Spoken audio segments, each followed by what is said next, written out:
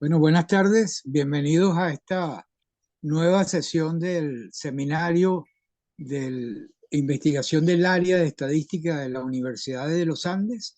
Esta es la sesión número 21 y vamos a tener la conferencia número 22 de esta temporada del 2023, que inició sus actividades el 1 de marzo de este año, y se mantuvo con actividades hasta principios de julio, para posteriormente comenzar nuevamente actividades en el mes de octubre también.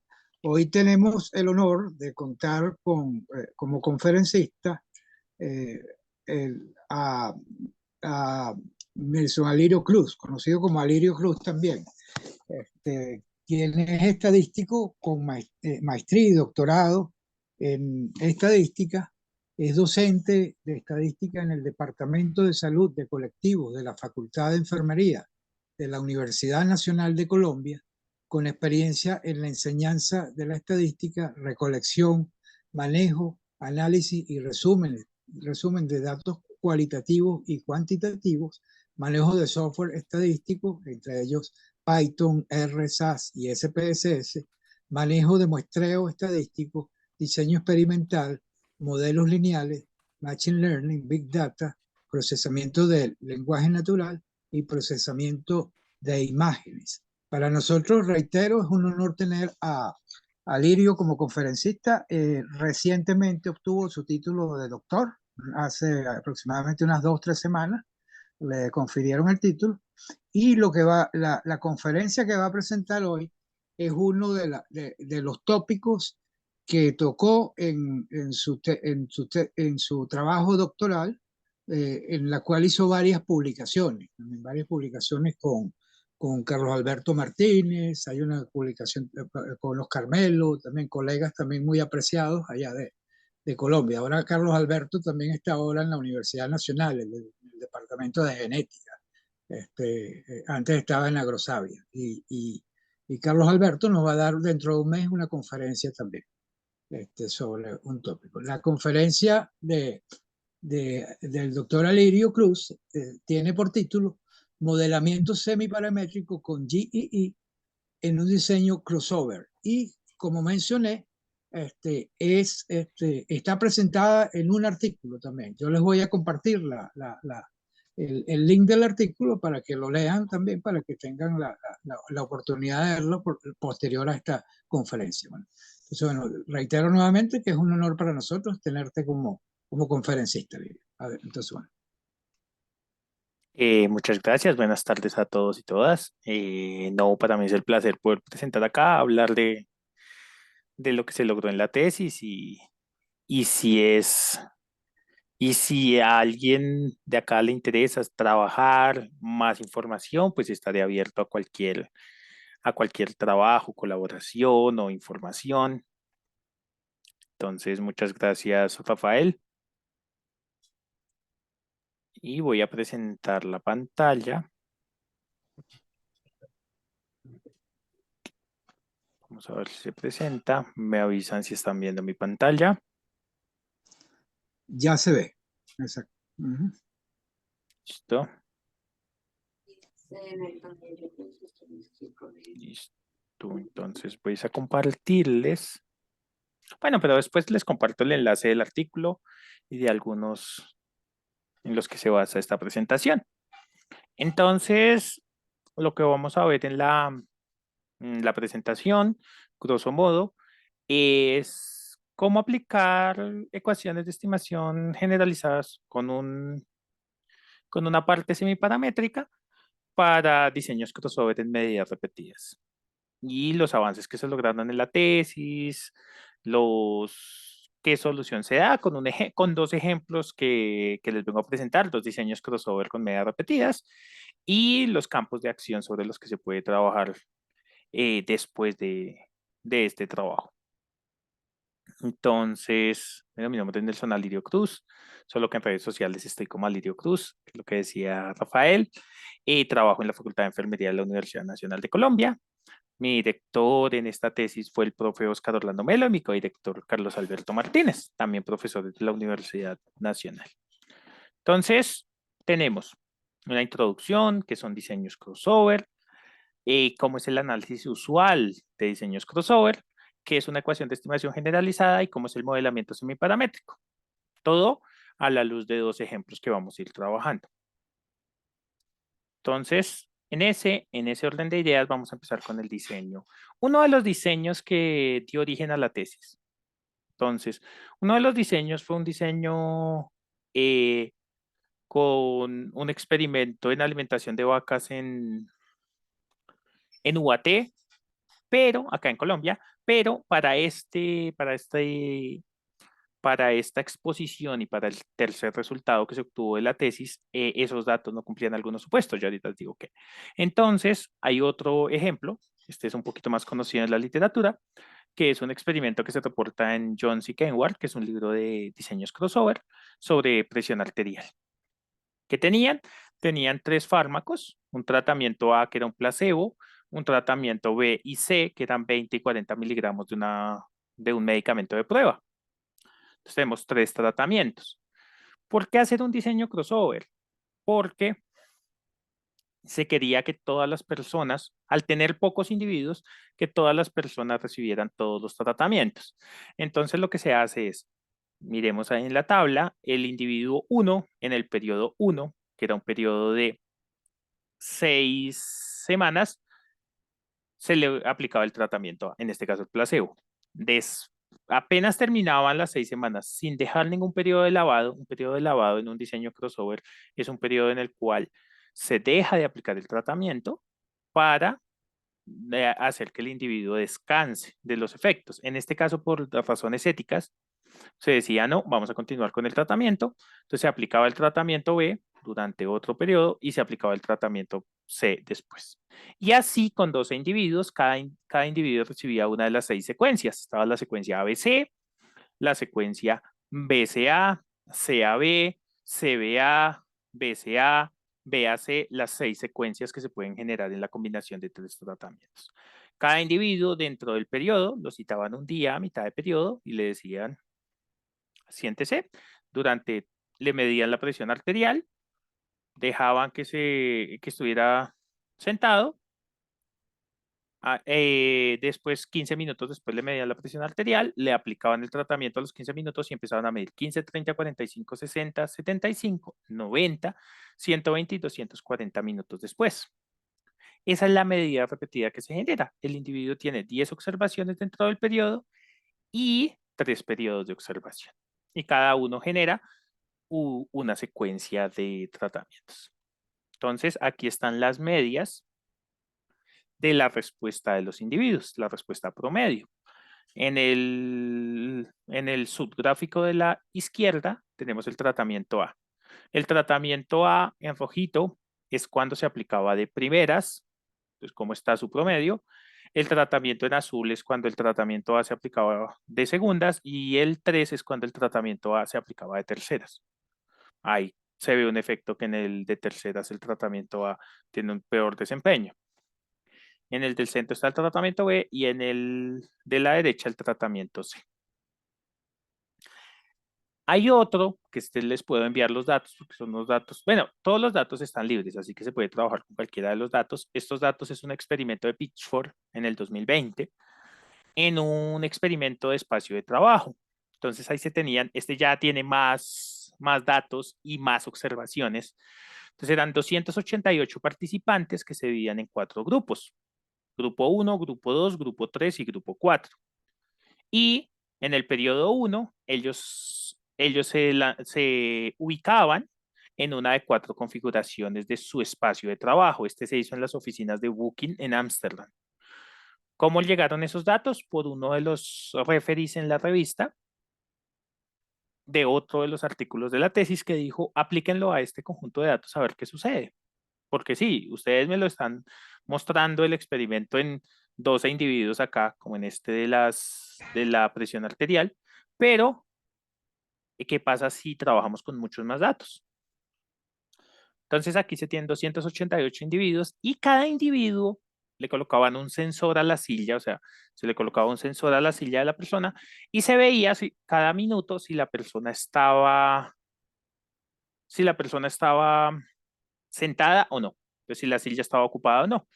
Esta es una respuesta de tipo binomial, pues si está ocupado o no cada minuto y el sensor medía desde las 9 de la mañana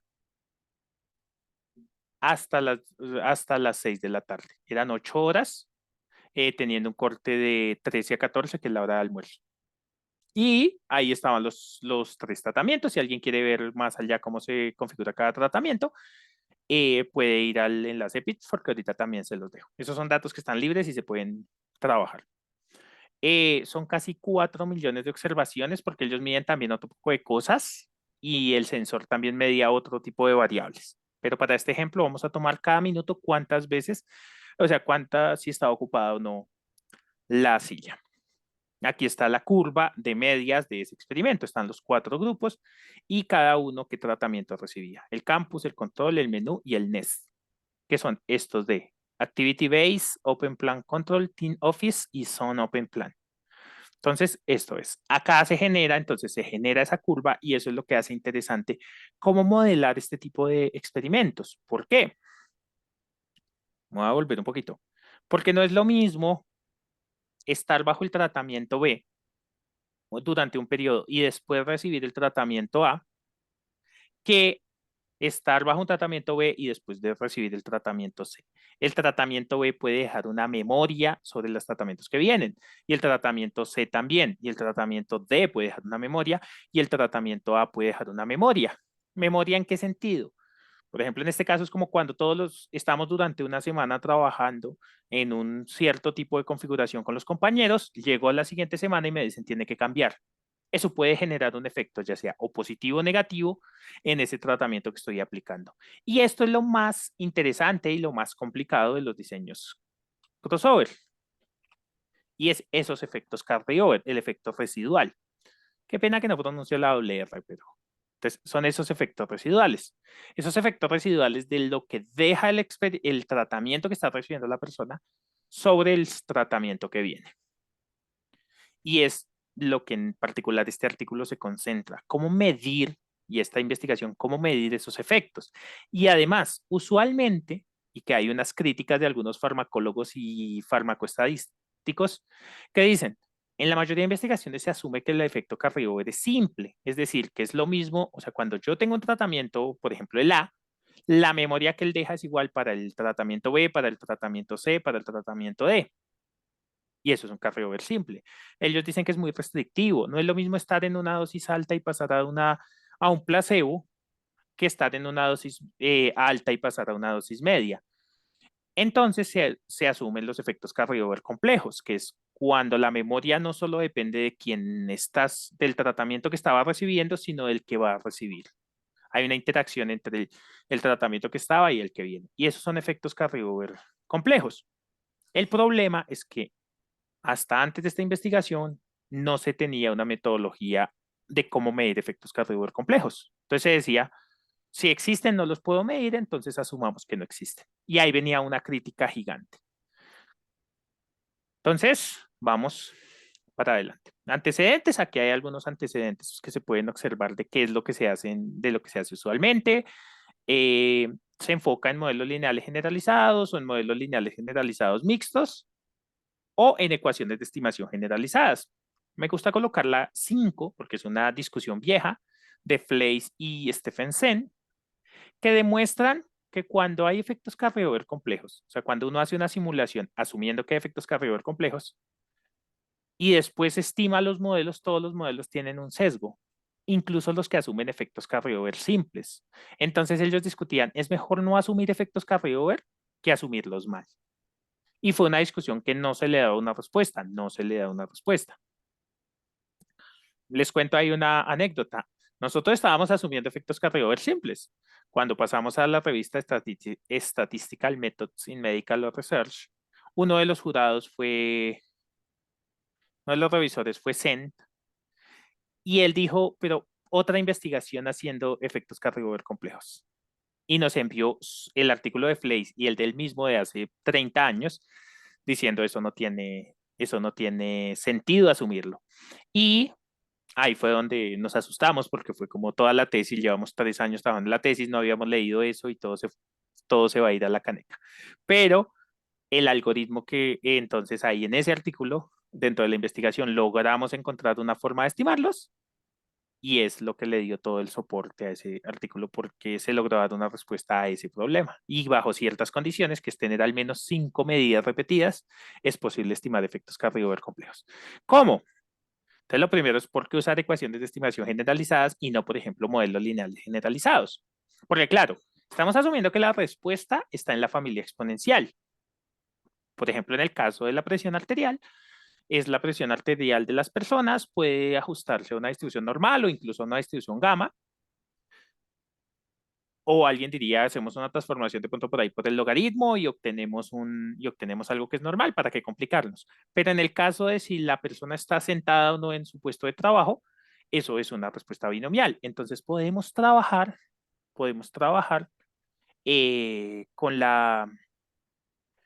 con una familia exponencial. ¿Y por qué hay que usar G o GLM? Porque tenemos correlación. Cada individuo, cuando yo lo observo en el tiempo varias veces, genera una estructura de correlación. No son independientes sus respuestas. Tenemos que modelarla.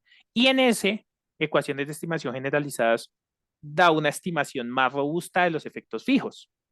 En cambio, modelos lineales generalizados mixtos se centra más en el efecto de cada sujeto. Y acá no nos interesa tanto el efecto de cada sujeto, sino el efecto global del tratamiento. Por eso, ecuaciones de estimación generalizadas es más eh, adecuado para este escenario y para los objetivos que perseguimos que modelos lineales generalizados mixtos. Si alguien quiere leer, Chang en el 2012 da una discusión de eso. Entonces, ¿cómo funciona una ecuación de estimación generalizada? Es el mismo planteamiento que un modelo lineal generalizado. Tengo una respuesta que pertenece a la familia exponencial, una función de enlace G que me enlaza la familia exponencial con el modelo. En este caso digo, el efecto medio más el periodo más el tratamiento más un efecto carryover de primer orden. Podemos colocar efectos carryover de más órdenes. ¿Qué quiere decir efectos carryover de más órdenes? Cuando yo digo de primer orden, es que si existe un efecto residual, es decir, si hay una interacción entre el tratamiento que estaba y el tratamiento que viene, solo se mantiene un periodo. La podemos pensar en términos de 2 periodos, 3 periodos, que la memoria de un tratamiento interactúa 2 periodos adelante, 3 periodos adelante. Pero esa sí es intratable de manera, o sea, con estos modelos es intratable. El modelo llega a un punto donde no converge o no tiene suficientes grados de libertad. Entonces no podemos trabajar con ellos. Entonces, vamos a trabajar con efectos Carrier de primer orden. Beta es el vector de efectos fijos y X son las covariables.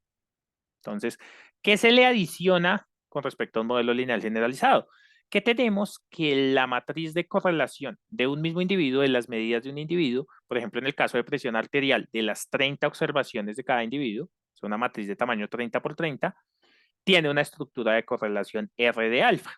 El R, porque estamos hablando de correlación, de Pearson, y el alfa, porque está parametrizada. Le colocamos alguna forma de parametrización para que sea más fácil de estimar por el modelo. ¿Por qué? Tenemos una matriz de tamaño 30 por 30. Si no le colocamos una parametrización, vamos a tener 450 parámetros para estimar dentro de esa matriz. Y en este caso, eso creo que es menos de los datos eso es más de los datos que contenemos en el caso del experimento de presión arterial. En el caso de las personas que se sentaban, tenemos 480 datos por cada individuo y tenemos 288 individuos. Hasta se podría hacer, pero igual es costoso computacionalmente.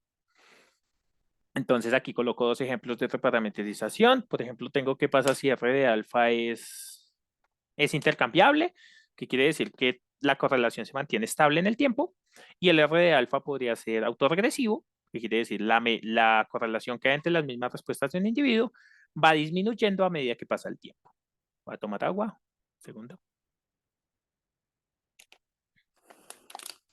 Después, ¿cómo se hace la estimación? Aquí viene la ecuación de estimación semiparamétrica. Entonces nosotros asumimos lo mismo, la respuesta, la función de varianza de la familia exponencial, y en el enlace colocamos X y J traspuesto por beta, que sería el efecto de periodo del efecto de tratamiento, y de posibles covariables. Si tengo, por ejemplo, el sexo de los individuos, la edad, podría ir ahí. Pero los efectos tanto temporales como el efecto carryover lo vamos a modelar con una función continua. Existe una función continua.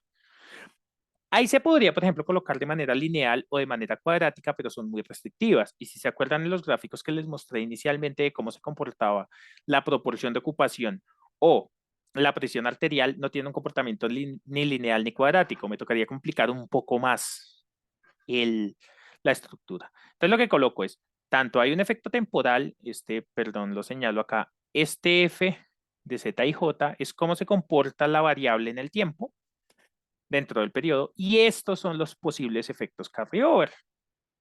Estos son los posibles efectos carryover que tiene esa respuesta. Entonces, por ejemplo, si el efecto carryover es, si estamos en el primer periodo, o sea, cuando todos los individuos entraron al estudio, asumimos que no hay efectos carryover. Es como nuestra línea base de efectos carryover. Y en el segundo periodo, ya los tratamientos van a depender de lo que se aplicó en el primer periodo, y así con cada uno de los pasos. Y se coloca aquí la estructura de correlación, que es del tamaño de las medidas de cada individuo. Entonces aquí tengo la estructura de correlación para cada uno de los individuos y el parámetro alfa. ¿Cuál es el problema de la estructura de correlación? Que ahora me toca estimar los betas, me toca estimar las Fs, esas funciones continuas, y la estructura de correlación alfa. ¿Cómo lo vamos a hacer? Entonces aquí está la cantidad de efectos carryover, porque el modelo se vuelve un poco más complejo a medida que el diseño se vuelve complejo. En el caso de presión arterial, tenemos que si asumimos efectos carryover simples, tenemos dos efectos carryover, el efecto carryover de A y el efecto carryover de B, porque por restricciones de estimabilidad, el efecto carryover de A, el de B y el de C suman cero. Es para que sea estimable el modelo. En el caso del efecto carryover complejo, tenemos 6 efectos carryover. El de A sobre B, el de A sobre C, el de B sobre A, el de B sobre C, el de C sobre A y el de C sobre B. Aquí no hay restricciones de estimabilidad. O sea, cuando se hizo el álgebra no era necesario colocar restricciones de estimabilidad, lo cual es muy bueno en este caso. Pero, y aquí no lo coloqué, para poder estimar efectos carryover complejos se necesitan al menos 5 observaciones de cada individuo dentro del periodo. Si hay menos de 5 no se puede estimar. Y entonces habría que asumir efecto carryover simple y a ver qué sucede. Entonces eso es se me olvidó colocarla cuando estaba haciendo la presentación, pero es súper importante. Todo el resultado de este artículo se basa en que tenemos al menos 5 observaciones del individuo dentro de cada periodo. Y las zetas, estas funciones zetas de acá, son la matriz de tiempos. En el caso del experimento con el espacio de trabajo, si tuviéramos efecto carryover simple, tendríamos el efecto carryover de A, el de B y el de C, porque el de D suma 0. Y en el conjunto de efectos carryover complejos tendríamos 12. O sea, en esta función de acá tendríamos el efecto de 3 tratamientos, de 4 tratamientos, el efecto temporal y 12 efectos carryover. Es un poco, ya estimarlo es más complejo, porque es el de A sobre B, el de A sobre C, el de A sobre D, el de B sobre A y así todas las combinaciones, porque hay 4 tratamientos. Entonces, ¿cómo estimar esa cosa? O sea, ¿cómo estimar ese modelo? La forma más sencilla, si tengo una función continua, es aproximarla por splines.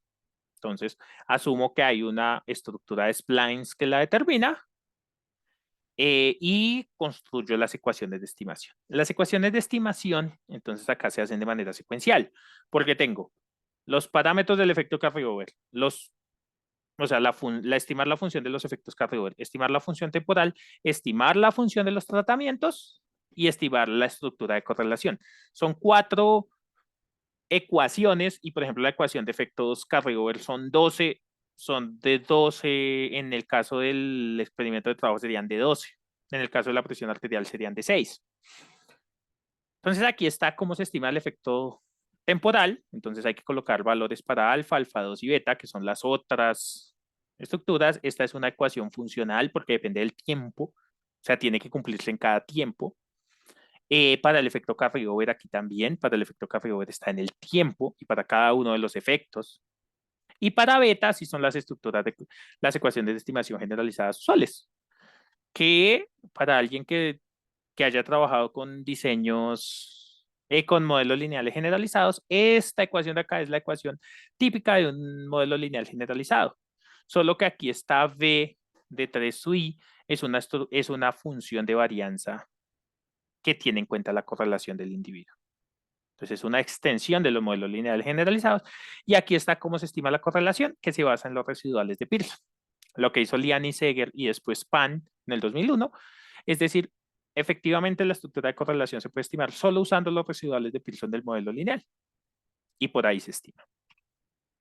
¿Cómo se hacen las etapas de estimación? Teniendo en cuenta que hay varios parámetros involucrados. Se dan valores iniciales para todos ellos y se va actualizando de a uno. Es una recursiva, se va actualizando de a una, se va actualizando de a una, se va actualizando de a una, se va actualizando de a una, y así hasta que se logre convergencia con algún límite de tolerancia. Entonces, ya teníamos el algoritmo, estas ecuaciones, este algoritmo. Ahora, bueno, ¿y eso qué propiedades tiene? O simplemente puedo llegar a cualquier solución, eso siempre converge, ¿qué sucede? Entonces, si se tienen al menos 5 observaciones por individuo dentro de cada periodo, esto converge. Es un algoritmo scoring feature y por condiciones de regularidad converge. Y además, la solución para beta, que son los efectos de periodo y los efectos de tratamiento, es una solución de mínimos cuadrados ponderados. Esta ecuación de acá son mínimos cuadrados ponderados, solo que no en la variable respuesta y, sino en una transformación de ella a partir de la función de score. Eso también se logra en modelos lineales generalizados, pero verlo acá fue muy interesante y también chévere, porque esto se parece a unos mínimos cuadrados generalizados, entonces podemos usar las funciones o sea, todo lo que se ha estudiado en mínimos cuadrados ponderados para ver influencia de datos, si los residuales tienen alguna distribución y varias cosas adicionales. Medidas de diagnóstico, se me ha olvidado el término, medidas de diagnóstico de la regresión. Entonces, eso fue muy bonito. Además, el resultado principal que se logró con esto es que el estimador de beta, mira, aquí hay 4 cosas. Asumiendo que la derivada derivada de las funciones son continuas y además sus derivadas son acotadas, la estimación por splines, o sea, como la media cuadrática entre lo que se estima y lo que realmente hay en los efectos carryover y en el efecto temporal, convergen. ¿Sí? Entonces tienen una O grande de Landau de orden n a la menos 2 series sobre 2 series más 1. Eso, chévere por ahí. Y por otro lado, el beta, el estimador de los efectos de periodo y tratamiento, converge a una normal con una estructura de varianza tipo sándwich, que es la que Pan demostró para ecuaciones de estimación generalizadas. O sea, extendimos las ecuaciones y se siguen manteniendo sus buenas propiedades. Entonces, todo chévere hasta ahí. Pero como tengo varias estructuras de correlación, yo puedo colocar una correlación, por ejemplo, puedo decir no hay correlación, el alfa es 0 y la matriz es una independiente y este modelo es igual a un modelo lineal generalizado. O alguien puede decir no, puede tener una estructura autorregresiva, puede tener una estructura intercambiable, puede cambiar, puede tener incluso una estructura Kronecker, que es el segundo resultado de la tesis y los invito a si lo quieren ojear es también interesante y allá es cómo estructurar de manera Kronecker la estructura de correlación del diseño crossover. Pero acá vamos a trabajar con las usuales. Intercambiable, independiente y autorregresiva o sin estructura. ¿Cómo evaluamos cuál modelo tiene un mejor ajuste? Una manera es mediante el QIC. Yo creo que están familiarizados o han escuchado alguna vez del AIC. El AIC es el criterio de información de Akaike que se basa en la verosimilitud. ¿Cuál es el problema de una ecuación de estimación generalizada? Que yo estoy asumiendo que marginalmente su distribución pertenece a la familia exponencial, pero no estoy dando ninguna como un conocimiento sobre la distribución conjunta de todo el individuo. Simplemente estoy diciendo que se enlaza a través de una estructura de correlación. Entonces no tenemos la verosimilitud completa, tenemos una cuasi verosimilitud. Y por eso aquí se define el QIC, que es la cuasi verosimilitud del modelo. Funciona igual que la IC. De por sí, cuando se asume una estructura de correlación de independencia, el QIC es igual a la IC. Y entonces la misma regla, small less is better, y trabajamos a ver qué. Entonces, bueno, entonces tengo toda esta metodología para estimar. Es un poco complicada programarla en R. Entonces se creó un paquete, que es el paquete cross-carry, que también lo pueden ojear, ver los ejemplos. Es un paquete en construcción. He recibido algunos correos justo hoy. Hoy he recibido un correo de una persona con unos datos de bebés que no le funciona la función, una de las funciones para estructura de correlación Kronecker. Entonces he estado, ahorita me toca dedicarle más tarde a ver cómo le soluciono la respuesta a la persona y actualizo a ver dónde está el problema en el paquete. Entonces un paquete en construcción, está en su versión número 0.010 y sobre eso voy a seguir y vamos a seguir con las personas de esto mejorando. ¿Y eso qué me sirve? Bueno, esto era para si alguien el enlace, pero ahorita les comparto los enlaces. Entonces, ¿qué sale? Para el conjunto de datos de presión arterial se prueban las 4 estructuras de correlación. La estructura de correlación primera es una idéntica de orden 30 por 30. La segunda es una autorregresiva de orden 1, la otra es una intercambiable y la otra es una sin estructura, o sea, estime todos los parámetros que pueda. Y el QIC, tanto para un supuesto de diseños carryover simples, es decir, lo que deja el tratamiento no depende de quién lo recibe, y otro bajo una estructura de diseños carryover complejos, que es la interacción entre el que deja y el que recibe. Y en este caso el QIC de menor medida es uno autorregresivo, es decir, la correlación del mismo individuo se va perdiendo en el tiempo, y una estructura de carryover complejo. Claro, eso es de los primeros. No voy a decir que el primero, porque puede que alguien lo haya hecho en la revisión de la literatura, no aparezca, pero es de los primeros trabajos en diseños crossover donde se analizan los efectos carryover complejos y se pueden estimar y se puede ver si tiene sentido o no. En este caso, los efectos carryover existen. Entonces ya los vamos a ver y son semiparamétricos. Ahorita vamos a ver su estimación. Entonces, ahí están los estimadores del beta. El beta se usa en la estadística de Wall porque estamos hablando de que distribuye normal, asintóticamente. Tenemos el intercepto, o sea, la temperatura, iba a decir. La presión arterial de las personas en promedio en el estudio, 107. Ese valor de la base es las 2 observaciones que se hacían cuando la persona se sentaba, 3,85. El efecto del periodo 1, del periodo 3, del periodo 2 y periodo 3 con respecto al periodo 1. El tratamiento B, que tiene un valor positivo, 3,6, no significativo. Y el tratamiento C, que es la dosis alta, que tiene un menos 5,87 y es significativo. Pues esos son los efectos paramétricos. Y aquí vienen las estimaciones. No sé si recuerdan cómo se comportaba la presión arterial de las personas. En la gráfica A, en la subgráfica A, está la estimación semiparamétrica del efecto temporal.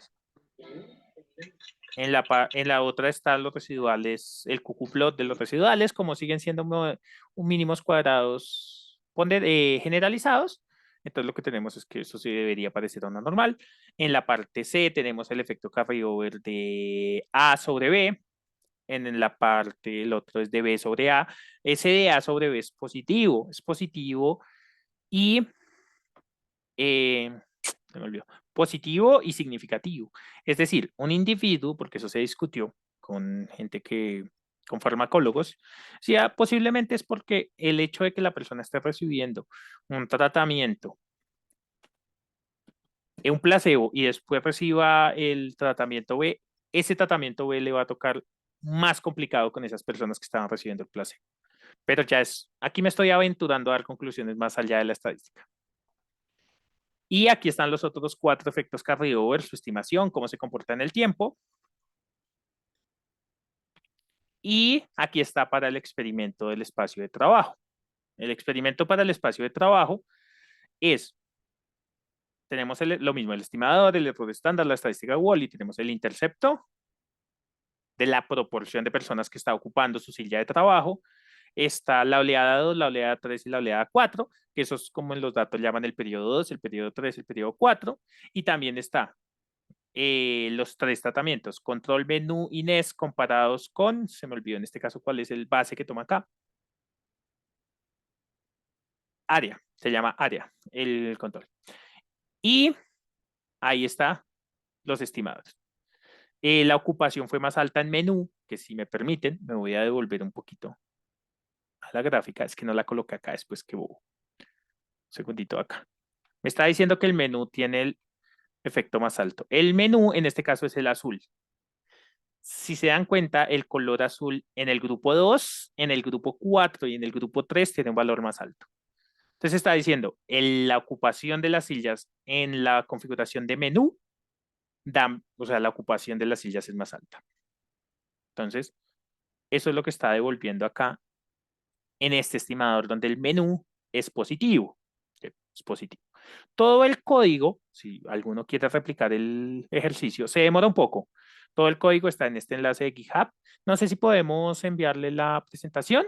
Ahorita podemos enviar la presentación por medio de Rafael para que puedan, bueno, y les envío todos estos enlaces, el código y los artículos. Entonces ahí está el código. Aquí está el estimador de cómo se comporta la ocupación a lo largo del tiempo, desde las 9 horas hasta las 18 horas, la ocupación de las personas. Acá las bandas de confianza, que las estábamos construyendo bajo validación cruzada, pero alguien nos dijo validación cruzada no es tan bueno para hacer esas bandas de confianza. Entonces generamos un método, pero hasta ahora está en prueba. Entonces les puedo decir que esta es casi similar a validación cruzada, pero es un método porque nos toca ver cómo hacemos esas bandas de confianza. Entonces, acá son muy delgaditas porque estamos hablando de 288 personas. ¿Sí? Y además que lo medimos 488 veces cada persona, es muchísimo. 480 veces cada persona es muchísimo.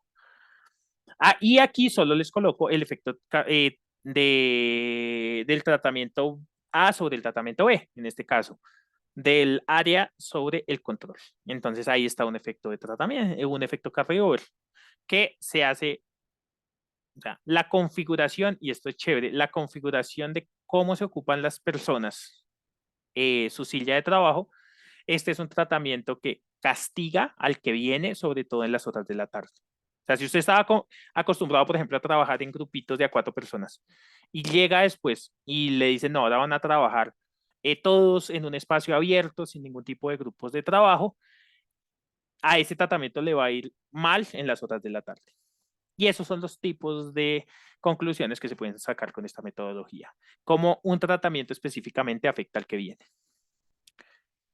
Aquí son 12, entonces por eso les dejo el código en GitHub, porque pues sería muchísimo, sería colocar un montón de gráficas. Y bueno, las conclusiones, hay más, pero las más importantes es, puedo estimar de manera insesgada los efectos de periodo y de tratamiento, y por otro lado, puedo estimar efectos carryover complejos. Entonces, ese fue el resultado del trabajo. Muchas gracias por escucharme y pues no sé, creo que si tienen preguntas. Muchas gracias, Lirio. Excelente trabajo, con posibilidades de ampliación en varias áreas, ¿no? Entonces, mientras los demás se animan a hacer preguntas, ¿verdad? Este, eh, yo tengo una pregunta, ¿no? Como los modelos se basan, bueno, son modelos basados en modelos lineales generalizados mixtos, ¿no? Y GE. Entonces, obviamente, ¿verdad? Algunos, al ser de la familia exponencial, ¿verdad?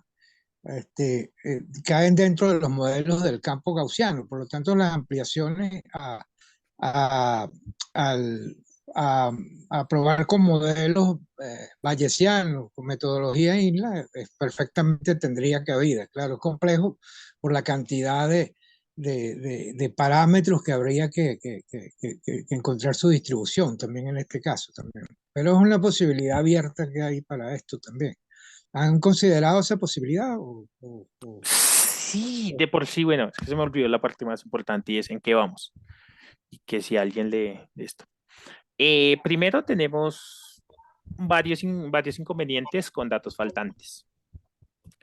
Por ejemplo, en este caso del experimento del espacio de trabajo, había personas que de las 13 a las 14, de la 1 de la tarde a las 2 de la tarde, no iban a, o sea, como que se quedaban trabajando y salían a la media hora. Entonces el sensor alcanzaba a medir algunos. En este diseño no se trabajaron porque el modelo funciona con datos completos, pero es algo que estamos trabajando. Y ahí estamos también tratando de incluir a ver qué pasa si nos metemos con Bayesiana para ver esos datos faltantes. Con Bayesiana o incluso con otro tipo de trabajo. Entonces, ese sería uno de los enfoques. Otro de los enfoques es mm, los intervalos de confianza de las estimaciones semiparamétricas, porque nos hemos dado cuenta que no son tan estables cuando se tienen tantas observaciones en el tiempo, empiezan a volverse casi que no hay intervalo de confianza. Entonces hay que ver esos problemas ahí.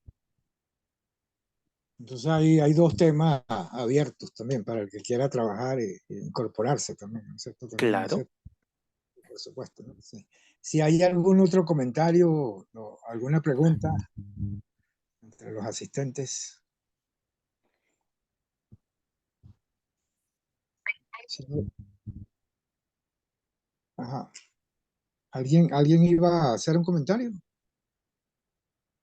Lo pueden hacer o a través del chat o simplemente abriendo el micrófono. No hay ningún problema en ese sentido. Buenas Buenas tardes. tardes. Le habla la Le doctora habla la Ida doctora Ida González. González. ¿Cuánto tiempo se tomó en hacer todo el estudio, doctor Nelson? Se tomó en hacer todo el estudio, doctor Nelson. Espérame que hay un eco ahí. Bueno, el estudio creando toda la metodología, la tesis la inicié a finales de 2018. O sea, bueno, el estudio de doctorado inicié a finales de 2018, lo terminé en 2022. Estos resultados fue en pandemia. Aproveché de las pocas cosas buenas que dejó la pandemia, que es estar en la casa concentrado. Eso salió entre 2021 y 2022. Y, y pues eso fue. Ya. Y en cuanto al tiempo de ejecución del algoritmo, estos últimos datos en R se demoran más o menos 2 horas ejecutando para hacer la estimación de todos los datos. De los parámetros, diré, no de los datos, de los parámetros. No sé si te respondí la pregunta, Ida. En una máquina de Sí, cuánto. Una muchísimas máquina. gracias y felicitaciones por su trabajo. No, a ustedes por escucharme. Gracias. En la máquina de 16 gigas de RAM, que es el computador portátil que tengo en la casa, 16 gigas de RAM y Windows 11 y INR. Perfecto. Los datos de presión arterial, que sí son 30 por 12, ya se me olvidó hacer cuentas. 360 datos sí se demora 2 minutos. Eh, Julio pregunta que es cierto que los modelos semiparamétricos pueden ser difíciles de interpretar. Sí, pues, espérame y vuelvo a presentar acá una cosilla. No es que sean tan difíciles de interpretar, desde mi opinión, aquí puedo estar diciendo, pero, por ejemplo, en este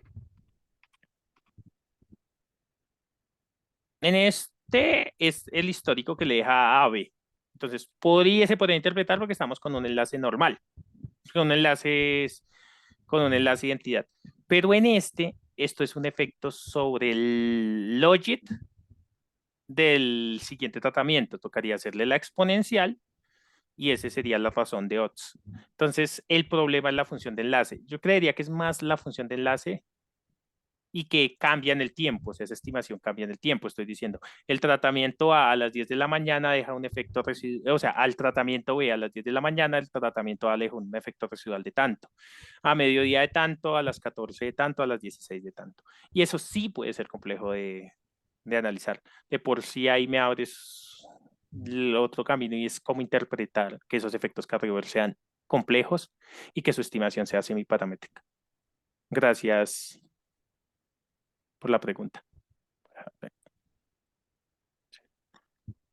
Y Iván, ¿se podría aplicar en otros campos como el sector agrícola o cómo se adaptaría en la plataforma que se utiliza?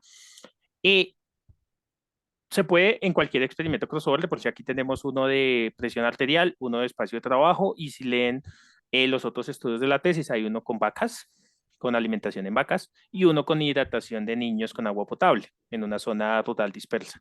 Entonces, es fácilmente trabajable. El de cuántas variables son necesarias, más que las variables, es el tamaño de las observaciones. Y por eso, para que este algoritmo converja, se necesitan al menos 5 observaciones, más de 5 observaciones en cada periodo. Si se tienen menos de esas, no se puede. Ya no va a converger, va a generar problemas, y si converge son soluciones poco estables. No sé si te respondí las preguntas. Sí, en el área médica también, donde hay diseños crossover también de tratamientos, evidentemente tiene una aplicación inmediata también. Sí, y además que eso funciona con pocos individuos. O sea, tenemos, por ejemplo, en el caso de presión arterial, 12 individuos y da buenos resultados. En el conjunto de datos de las vacas son 8 vacas, porque son estudios donde son pocos individuos. Someter al riesgo de los tratamientos toca a pocos individuos. Ya les comparto entonces los enlaces. Un segundito. De todas maneras, como va a compartir la presentación, cualquiera que esté interesado, se comunica conmigo, yo se la hago llegar también. Claro, pero espérame porque ahora no me deja copiar el enlace. Vamos a ver si me lo deja acá. Perfecto. Entonces, hay dos cosas. Estos son los datos del GitHub, pero ahí solo está el código en R. Entonces, los datos toca descargarlos del artículo original de investigación. Entonces, ya les comparto aquí el artículo original de dónde están los datos, que justo lo tenía aquí preparado. De dónde están los datos. Entonces, los datos están acá. Y la investigación del artículo, que ya la compartió el profe Rafael acá, entonces ahí está. Entonces el primero es donde están los códigos, el segundo es donde están los datos para que esos códigos funcionen. Esos son datos libres que están en la revista Plus One, Public Library of Science, y el 3 es donde está la investigación que se hizo. Y la librería Crosscarry, si la quieren trabajar, también está en R y está actualizándose. Ya en poco sale la segunda versión. Gracias. Perfecto. De todas maneras, los vínculos, si no los logran ahorita descargar, yo les puedo compartir también el chat de la grabación, también, o sea que no hay ningún problema en ese sentido. Listo, muchas gracias. ¿Alguna pregunta adicional, comentario? Bueno, ahí hay bastantes temas abiertos para el que se quiera animar, ¿verdad? Y de hecho, no solo Alirio, Carlos Alberto, el mismo Oscar Melo, son personas sumamente abiertas para que aceptan colaboración también de otras personas, también en ese caso. Nosotros estamos por iniciar una cohorte de doctorado, a lo mejor algunos se animan a seguir también esta línea de investigación también, y bueno, y también están presentes varios estudiantes de la maestría que a lo mejor se animan a hacer alguna aplicación usando estos modelos, pues, también en este caso, ¿no? Entonces, bueno. Claro, y están los datos, y están los problemas. Sí. Bueno, entonces, si no hay más preguntas, comentarios, entonces agradecer nuevamente a Lirio por la excelente conferencia, ¿verdad? Está invitado nuevamente también a presentar cualquier otro trabajo. Hay otra parte de la tesis también, que es la ampliación, y en cualquier momento le podemos dar también espacio a partir de enero, febrero, que es como cuando comenzamos creo que vamos a comenzar en febrero, porque a finales de Perfecto. un evento para conmemorar los 50 años del inicio de los estudios de la maestría, del programa de maestría de nosotros. Entonces estamos organizando un evento, como una especie de congreso pequeño, un simposio pequeño. De todas maneras, se les hará llegar la información esta semana y los invito a seguir asistiendo y seguir apoyando el seminario. que se realiza casi todos los miércoles. Ya tenemos programado inclusive actividades de aquí hasta el 13 de diciembre. También se les informarán por las redes sociales y a través de las listas de difusión de WhatsApp también, y la programación, ya las próximas charlas. Entonces, nuevamente agradecer al doctor Alirio Cruz por la excelente conferencia y bueno, un gran abrazo desde acá, desde Mérida, Venezuela. Muchas gracias, que tengan una buena tarde. Muchísimas gracias. Hasta luego. Listo, Gracias. hasta luego.